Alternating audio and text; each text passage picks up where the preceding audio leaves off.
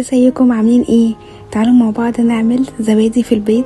بجد موفر قوي وعملت منه كمية كبيرة ومفيش اختلاف منه عن اي شركة بنشتريها من بره، وبجد كان حلو جدا. تقدروا بقى تستخدموه في طبخة بتاعة المشاوي، تقدروا لو انتوا بتعملوا دايت تعصروا عليه ليمونيه صغننه كده قبل ما تناموا، بجد بتبقى حلوة قوي. انا عن نفسي من الناس اللي بتحب تعتبره زيه زي رز بلبن، بحط عليه عسل او سكر واكله، وبجد دي اكتر وجبة مفيدة بالنسبة لي وبحبها قوي. اهم حاجة قبل ما نبدأ ما تنسوش تعملوا لايك وشير للفيديو، سبسكرايب للقناة، وتقولوا لي رأيكم في الكومنتات لما تجربوها، وتقولوا كمان احنا حابين نعمل ايه تاني مع بعض. انا كمان بحب تشجيعكم قوي، ما تنسوش تقولوا لي كده رأيكم. تعالوا يلا نبدأ مع بعض. اول حاجه معانا كيلو لبن، ومعايا 3 معالق لبن بودره، ومعايا علبه زبادي اللي هي البلدي. هنجيب اللبن نحطه على النار، نفضل نقلب فيه، لازم ايدينا دي ما تتسابش خالص من عليه عشان انا مش عايزاه لا ولا يتحرق مني ولا يكون قشر. هفضل ايديا فيه لحد ما يغلي، هرفعه من على النار واسيبه بقى يبقى يدفى خالص كده، غلى وهسيبه يدفى.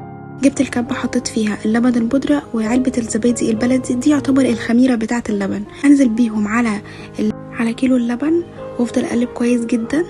انا عايزه اقول لكم الكيلو اللبن ده عمل معايا كميه كبيره جدا، يعني انتوا هتشوفوا دلوقتي معايا.